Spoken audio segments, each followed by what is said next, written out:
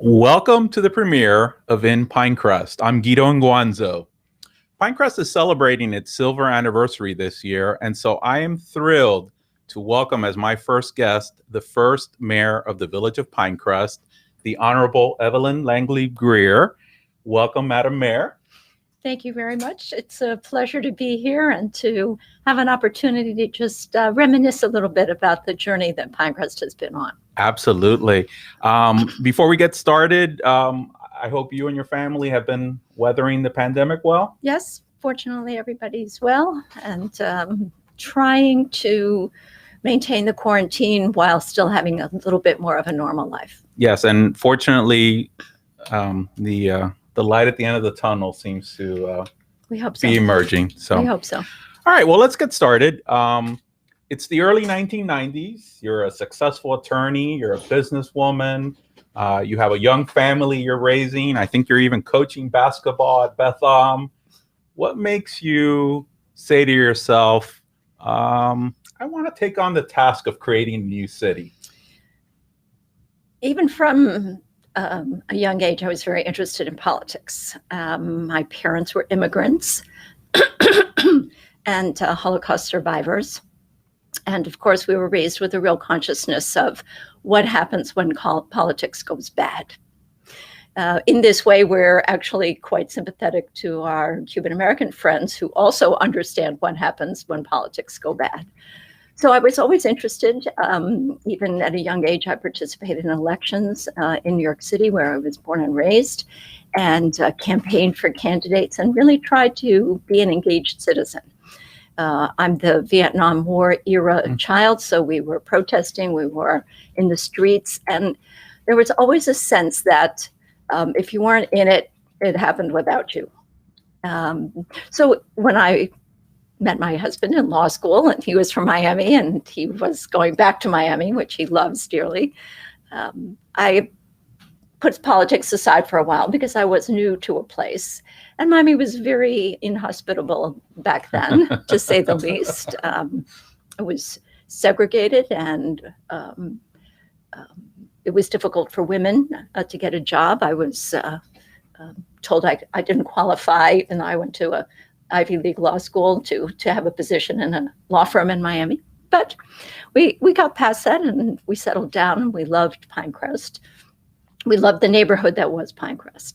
So by the early 90s, the situation in Miami had deteriorated in terms of personal safety and public safety. It was a tumultuous time. We were in the middle of cocaine wars. We were in the middle of other social issues. And our neighborhood, being a sort of sleepy suburban neighborhood patrolled by Metro-Dade police, were realistically a low priority. But every house on my block was burglarized, every car on the street was stolen. And so there was a feeling that we needed to get going to do something. And organizing private policing was an option, but really it wasn't a good option.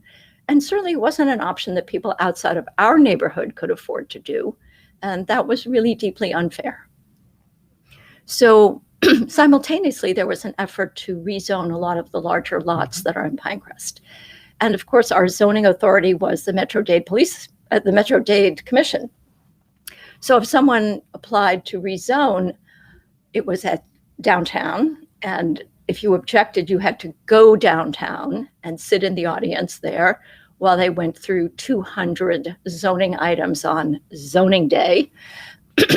And very frequently, if developers saw that a neighborhood had organized and gone downtown, they kept postponing the item until it was 11, it was 12, it was 1. And then if we still didn't leave, they would defer. So the system really wasn't working for us. A number of people who had rezoning applications in their neighborhood would call me. I guess I went to one of the early ones. And I was a lawyer, and I understood the process. And I would explain, okay, this is what you have to do. And they would just roll their eyes and say, I work, I have children, they go to school. How can I participate in this process? So you sort of had two independent issues, public safety and zoning coming together at the same time. Then we had the good fortune to have a friend, Gene Stearns, who was also a lawyer and had been my husband's law partner. And he led the incorporation of Key Biscayne. And that was the first new city in something like 30 or 40 years, 50 years. Yes. And he led it for similar reasons. They were an isolated community. You had to go through the city of Miami to get to them. But they had public safety and zoning issues as well. And we watched them and we thought, we can really do this. So in 1994, Gary Matzner, who was the second mayor of Pinecrest, and I started to organize meetings and get information and pull data. And it was very, very difficult. Gene Stearns had sued the county because the money collected from unincorporated aid for city services, which was us, and the money collected... The infamous UMSA. The infamous UMSA, Unincorporated Municipal Statistical Area. You were in the city of UMSA. Correct. That money was mixed with the county money. And you didn't know whether your tax dollars went for police or they went for the seaport. He sued them to separate the budget. And the process of separating the budget was eye-opening because it was obvious that places like Kendall and Pinecrest and South Dade and Northeast Dade were paying huge amounts of money, but the money was going countywide. So we started the incorporation effort, and we had meeting after meeting after meeting. And sometimes we would meet in the Palmetto Middle School auditorium because so many people were interested in understanding what was going on. And there were many currents in that. There was a sense that we were a wealthier community and we were taking money out of the mouths of less fortunate residents, which turned out to be untrue when the city of Miami Gardens, a largely African-American city with a lower middle class demographic in Northwest Dade, decided they wanted to incorporate too because they hadn't seen a police car in forever and weren't getting whatever the share of the UMSA dollars were that we were supposedly contributing to them. So it was an intense struggle for us to get data. And we were trying to get information on where was the money coming from that ran cities, since we were all first-timers trying to figure that out. And then we realized that, yes, there was the property tax, but there was sales tax, utility tax, franchise tax, grants, water and sewer, zoning fees. There were a lot of streams of revenue coming into a city that weren't even necessarily reflected on the county budget. Correct. So we began really poking around in this. We got some information from the University of Florida on sales tax revenue. How was it divided up in Tallahassee? We forced the budget office here to give us information on water and sewer and fees and taxes, et cetera. Even something as simple as your occupational license tax generates a huge amount of money, especially for a smaller city. Finally, when we got the budget together, the commission decided we were serious, and so they adopted an ordinance requiring us to go through a budget process run by the county and a presentation to our residents from fire, from police, from telling us what a terrible, terrible mistake it would be to leave the county. I mean, we weren't going anywhere, but we were leaving the county. Many of the questions that were asked of these presenters were more informative to our residents than the presentations, because our residents were pretty sophisticated and they were starting to understand that this was not a new tax. This was the same tax they were already paying. They just weren't getting much for it. So we finally reached the point where the budget office issued its report. Everybody was waiting for the report. And they had hired McKinsey, the consulting company, to come in and help. And the consultant at McKinsey was about 2 years out of college, knew about as much about cities as my 5-year-old. And they reported that sadly, Pinecrest would be bankrupt if it became a city. And when we stopped laughing, we produced our budget, which showed that we would have an enormous surplus. And truthfully, when you looked at the numbers deeply, you saw that what really was happening is the county was overpaying so dramatically for certain of its services that it was impossible to run a city on what the county paid. But if you looked at other cities, and we had 5 cities for a comparison, and we used what they paid for policing, for parks, for road improvement, for administration, we had an enormous surplus. We came finally to our hearing before the county commission. We had to be approved to leave, even though we had the right under the charter to leave. And I use the word leave by meaning forming our own city. And it was very touch and go. We must give some credit to Commissioner Maurice Ferre, who championed our cause. He had been the mayor of the city of Miami. He knew that being closer to people in the city was a better system. They could more easily access their leadership. They could complain more effectively. The commissioners were all elected from the city, whereas we had one commissioner who didn't even live in our city to represent our area. So at the last minute, we had an issue. 3 neighborhoods in Pinecrest, the proposed Pinecrest, were being wooed by Coral Gables. And some of the residents and some of the leadership there really preferred Coral Gables, even though it was very far from downtown Coral Gables. And the leadership of Coral Gables said, if you don't allow these areas to go to Coral Gables, we will stop you at the commission. So that was fairly powerful, and we knew they had the clout to do that. So we made a deal with them. I said, look, let them vote yes or no on Pinecrest, and then immediately thereafter, they can vote yes or no about going to Coral Gables. And that way, the majority of the people in the city of Pinecrest would be able to form a city. And if these 3 areas wanted to join Coral Gables, they could do that. And that was the solution that opened the door. Once that solution was agreed to, the commission voted narrowly to leave the county and form the city. So the next issue was to adopt a charter. And again, the charter was important because now it had to contain this deal that we made with Coral Gables, as well as many other fundamental things. We all thought it was extremely important to have a small council, because the larger the council, the more chatter and the more opportunity for cliques and alliances and fiefdoms, etc. So we decided on 5. We spread them out so they represented different areas of Pinecrest. We had a non-executive mayor, which was another important thing, because we saw this as a citizen-managed initiative. No salaries, no perks, no cars, no lunches, no trips, no cell phones.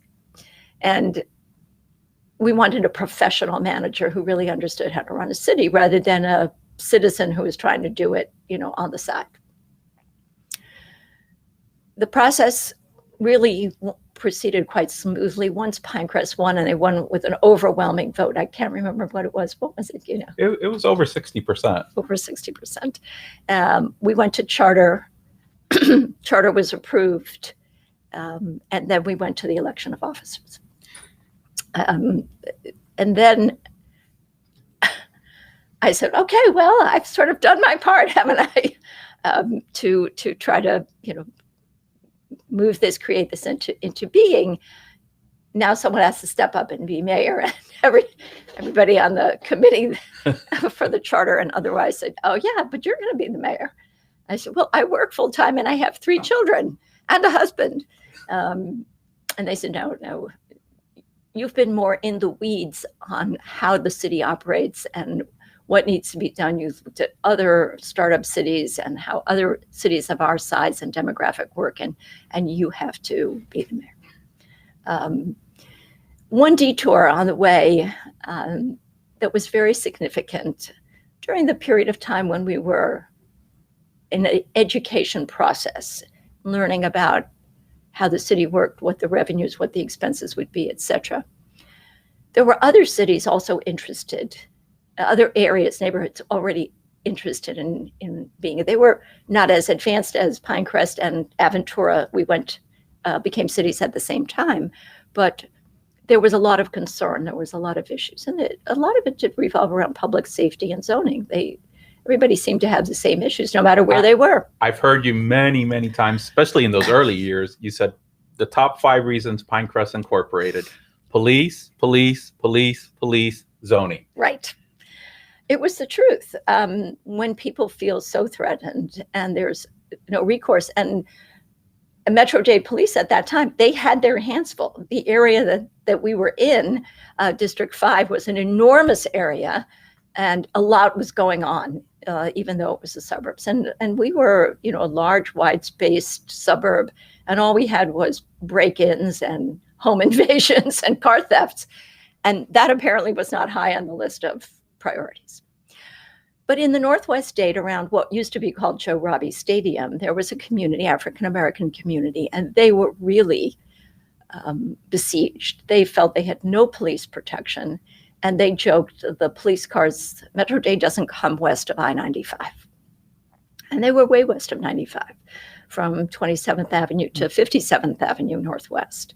And they started under the leadership of Shirley Gibson, who was their first mayor eventually, to organize. And so I would go up to what was then called Destiny and is now called the City of Miami Gardens, and speak to their churches and homeowners associations and groups that would organize. And Shirley would come to Pinecrest and speak.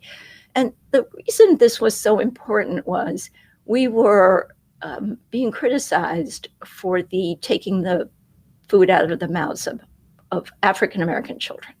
And this deeply hurt a lot of us who have been very active in efforts to provide assistance to low-income neighborhoods, were civil rights champions, were really opposed to discrimination and segregation. And so it really hurt. The fact that we realized, and we all realized across the county, that this was not a white, black, and not a rich, poor issue. Right. It was really an issue of just providing local services. Basic municipal services. Basic municipal services. I think it was very important. Now, the people at Joe Robbie Stadium were not happy about it. They organized a campaign that targeted older residents there, that they'd lose their houses and the taxes would go up. And they lost their election. When we won our election, it really didn't stop us, because a few years later, they went back. They were successful, and Miami Gardens is now one of the examples of being able to successfully provide municipal services and to do it well. Yes. I know you'll appreciate this. You mentioned the 3 areas that became part of Coral Gables. They voted, and two did. Correct. And 1 did not. Correct. They and we won't mention the neighborhoods, but they decided early on to go with Coral Gables. A few years ago, we get calls from some of the citizens in that area asking, how do they de-annex from Coral Gables and join Pinecrest? And we thought that was pretty ironic. And clearly that was a testament to the success that Pinecrest has been. And you talked about how in those incorporation meetings, the county said Pinecrest wasn't financially viable. And not only has it been financially viable for 25 years, it's continued to maintain one of the lowest tax rates in the county in terms of municipalities. And think of all the incredible things that the village has been able to accomplish with those monies. You talked a little bit about Gary Matzner. On Tuesday night, the village council, just recently, the village council purchased property off of Kendall Drive, a 3-acre parcel. It's going to be the village's newest park since 2008, when the village green next to the community center opened. And Tuesday, tomorrow night, they will consider naming it after Gary Matzner, who you pointed out was the second mayor, but more importantly, together with you, was the co-founder of Pinecrest. Tell us a little bit more about Mayor Matzner's involvement in the incorporation process. So Gary and Veronica Matzner lived next door to your neighbors, us, that's right. To Bruce and I, Bruce and me. And we started to watch what was happening at Key Biscayne. And as he said, nothing focuses your attention on politics as much as having personal experiences. And Gary came out one day and his car was up on blocks. And during the night, someone had stole all of his tires. And that was the audacity of that really brought it home to us that, we really didn't have a patrol and let alone response. If you got a 8 or 10 minute response, you thought you were lucky. So we started talking about how this would work. We met with Gene Stearns. We talked to the people at Key Biscayne, where we stole you from. You did? Yes, most fortunately for us.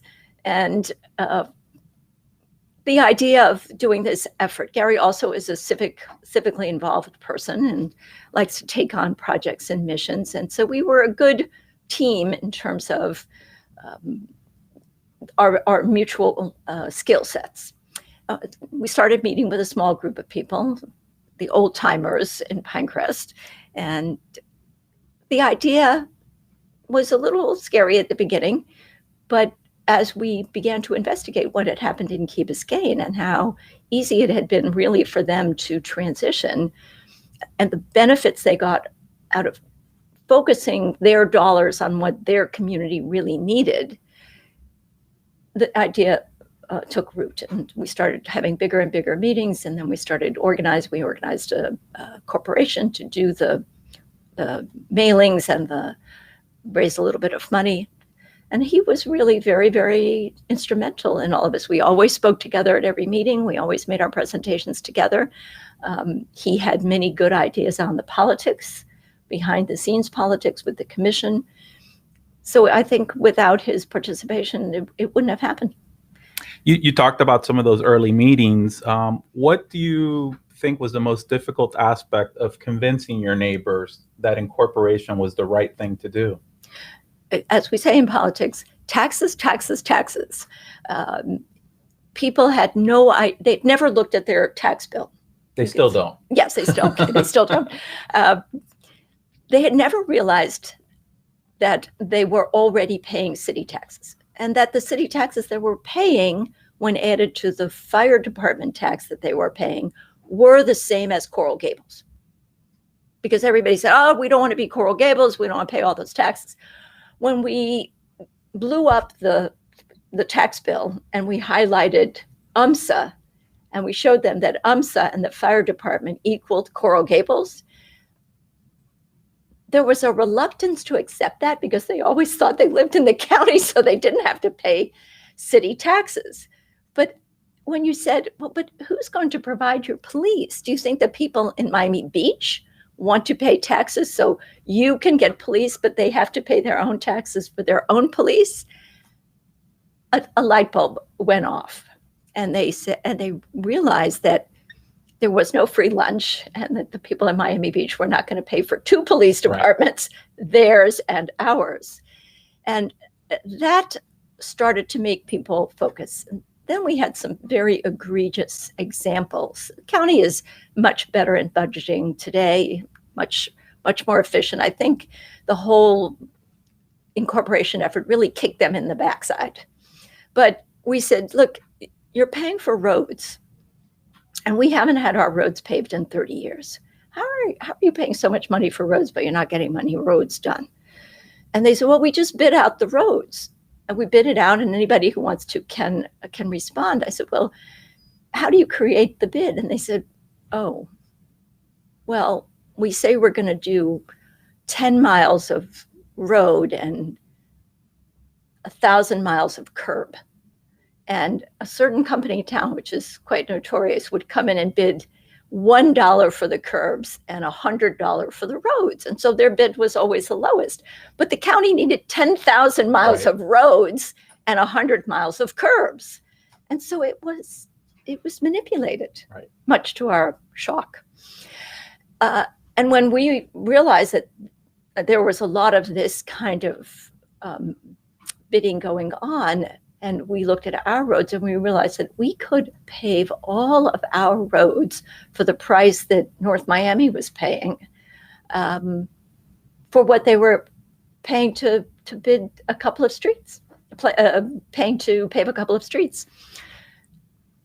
Certain of those examples really get people going because it's visceral, it's real. They can see how unfair it is, and they can understand that they'd be better off in a different system.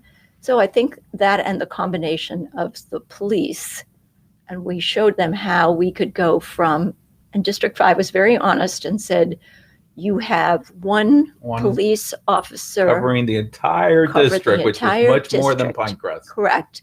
And we have to be in Dayland where they're shooting in the parking lot, and we have to be, when we showed them that we could have 34 police officers and in shifts patrolling only Pinecrest, and what an incredible difference that would make to quality of life and safety and a sense of security.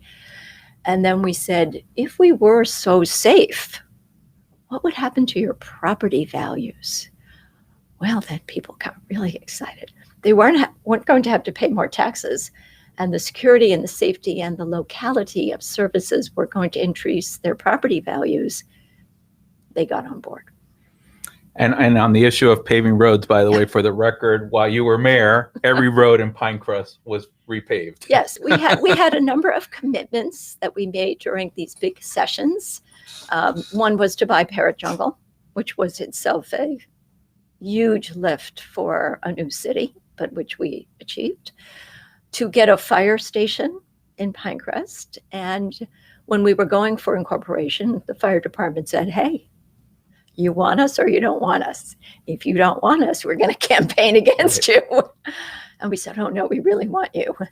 But we want a fire department in our city because it's not fire, it's rescue. And we want you to be 2 minutes away from everybody in the city in case they have a heart attack or an accident. So they said yes, and that was a commitment we made to the union, to the fire union, which we honored. We want a library.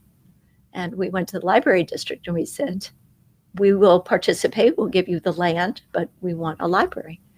And we wanted to refresh and renovate our parks. Sunnyland was a disgrace. My husband played basketball at Sunnyland on the same concrete right. that was still there.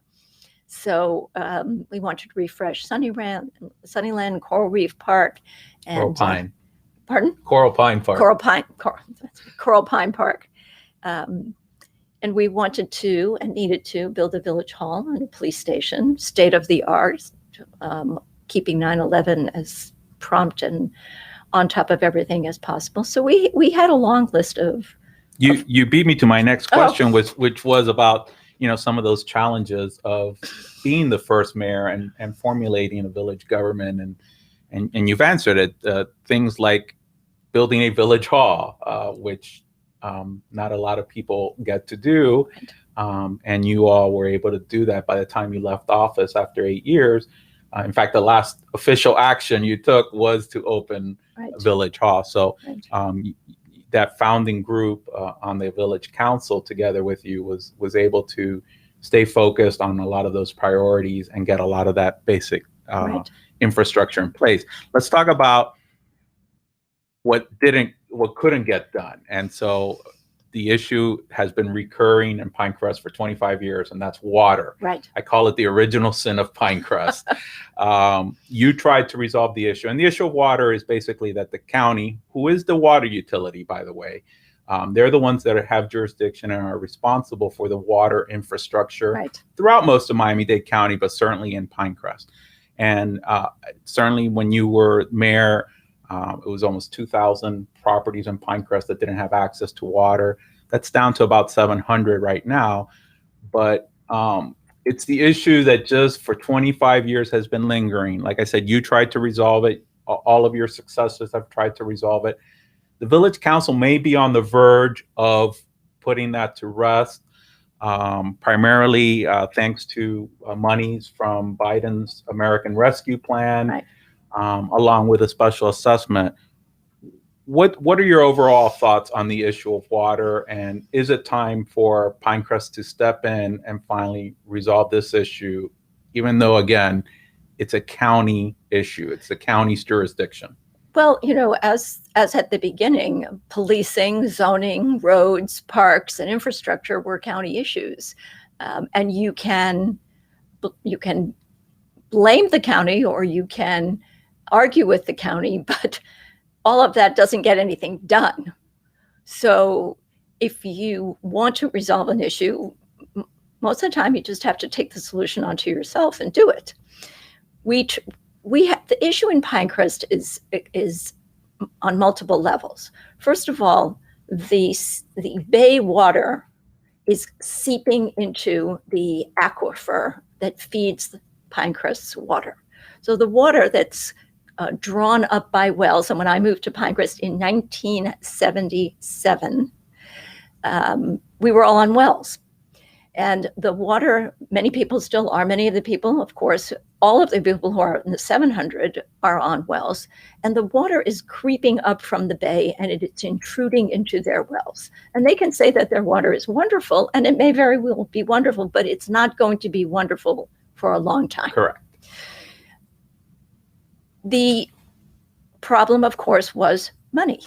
And the solution when you have a problem is to form a special taxing district and raise the money and put the wells in with a contribution from the city and from anywhere else you can get. We have tried literally for 25 years to get money from other governments to solve our problem, from the state, from the feds, from the county, and have been unsuccessful. Gary got a chunk of money when he was mayor, quite fortunately, from the general obligation bond that the county floated, and solved the problem for some of our residents. A big chunk. A big chunk. It almost reduced it in half.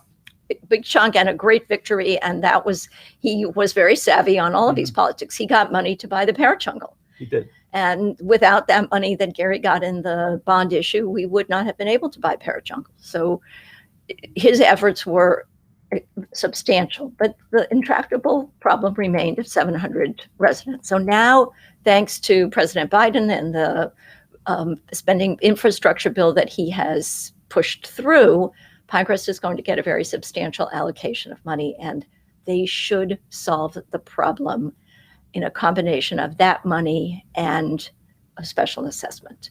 And the infrastructure that they will build will serve the entire village, because if you're on a well, that means you don't have a fire hydrant, okay? And if your house catches fire, you've got water pumping from a fire truck. And if that's not enough, you're out of luck. Right. So it's going to be fire hydrants, water, clean water, and the ability to be independent of the rapidly deteriorating water coming up from the bay. Okay, very good. What's your fondest memory of having been mayor of Pinecrest? Oh my goodness. I'll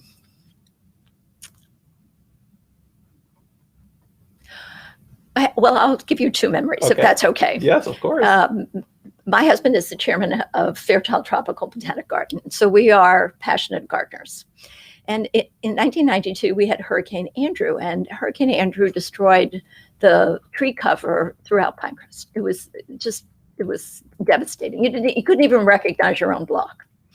So one of my missions as mayor was to replant all of the trees in the swale area, the easement that the city owns along the road, with suitable trees, and to create and grow a tree cover that would make Pinecrest cool and shady and beautiful.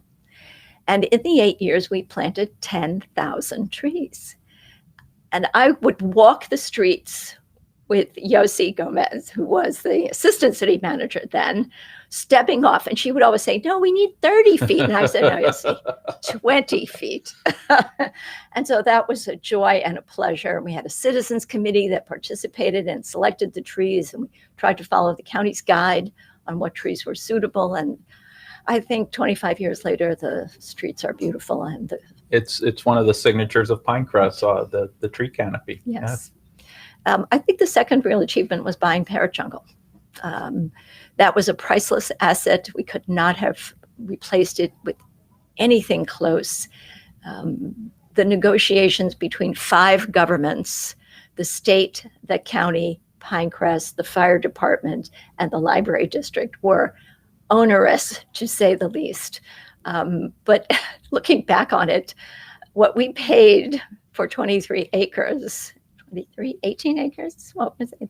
More or less. More or less, was amazing. You know, we were gasping at something like $500,000 or $600,000 an acre, and now it's just the lungs of the village, and that's the place where people go. The community center is fabulous. The fields, which we desperately needed, and the library and the fire department really provide enormous services to the city, which would have been very difficult to locate elsewhere. I wouldn't have wanted to be the mayor when we tried to locate that fire department somewhere else. But I think those are the two signatures: building the administration and the infrastructure of the city. You know, in the election where Pinecrest was created, the last election, the police department basically called us and said, "You're out, we're out. No more Metro-Dade. We're not going to patrol you. You're on your own." And we had to organize a Florida state trooper schedule, round the clock, 24/7, of state troopers to patrol Pinecrest, because Metro-Dade Police Department packed up and left. And so that was probably the biggest challenge. I think hiring Peter Lombardi as our first manager cannot be understated how valuable that was. He was an experienced manager. He was a budget-oriented, detail-oriented administrator with no great visions. He left the vision part to me in the council, which was super helpful. So we never had any disagreements. I used to say that I was Huggy Squeezy and he was the grizzly bear. And it worked, because you got to have the grizzly bear and you got to have the Huggy Absolutely. Squeezy. And it did work. Yeah. Okay. We're running out of time. So just one more question. You know, I always remember in an interview you did right at the end of your 8 years as mayor, you talked about what you thought was your greatest accomplishment. And that was you created a community of Pinecrest, Right. More than just a village government of Pinecrest. You created Right. a community.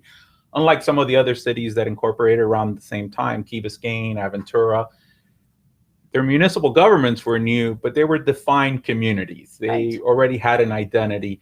Pinecrest didn't have that. Pinecrest was basically the neighborhood around the elementary school. And all of a sudden now these 4 lines were drawn around this much larger area, and it was called Pinecrest.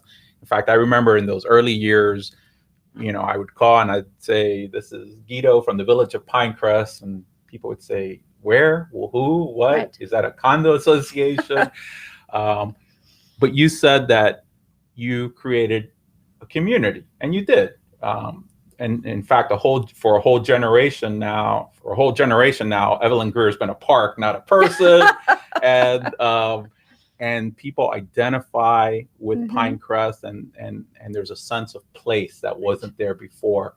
Do you still think that that's one of your biggest accomplishments? Yes, it's interesting that you raise that, because that was such an important issue then and so much less of an issue now. Back when we originally organized in the 90s, people were leaving Miami-Dade County in droves because of the issues we were dealing with and other issues. I don't need to repeat some of our sordid history from those years, but it was a challenging place to live. We saw this as a way to keep people in the county, although the county wasn't keen about that, but to keep people anchored here versus their moving to another place where they felt more safe, more at home, and more connected. And by emphasizing the local nature of the government, hey, you have a problem, just call, just call me. Here's my cell phone number, or whatever we used back then. Here's my number, and give me a call.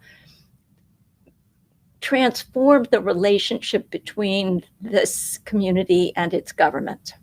We were not welcomed by the county. We were an irritant because we were sophisticated and able to, express ourselves in a way that other communities just didn't have the infrastructure to do. And to be able to just drop in on a meeting. Was chatting with Grant Miller before we came in, how important it was that we published our check register in the Pinecrest Community News. We published every check that the city issued, and people would call me and they would say, "What's this check that you wrote?" And I would say, "Well, that's to the pension plan, or, that's to the county for some kind of services, or that's to the highway patrol for our patrols." And people were shocked. He said, well, where's the car for the mayor? I said, well, I actually make that payment myself. So I agree that, and now, of course, Pinecrest, you don't even have to say anything more than the name, and people know it. It's appreciated and valued. We support our schools. We support our services. We try to support recreation and be welcome for everybody from babies to our senior citizens. Very good. Well, on a personal note, I want to thank you for bringing me to Pinecrest. Stealing you from Key Biscayne. People in those early years would ask me, why would you have left Key Biscayne to go to this new place called Pinecrest? And my answer was always the same. Evelyn Greer made me an offer I couldn't refuse. So I want to thank you for that. Working in Pinecrest has been the greatest honor of my professional career, and it's been an incredible experience. Very few people realize how important the city clerk is and what the clerk does. And to have a enlightened, forward-thinking, innovative clerk just makes a monumental difference. You were proactive on everything that was new in clerkdom. From streaming to online to providing information to residents. It was all part of the package of making the government friendly and transparent to people and have it be a service-oriented government. And you really made a huge difference. Thank you, Madam Mayor. And thank you so much for joining us on this morning.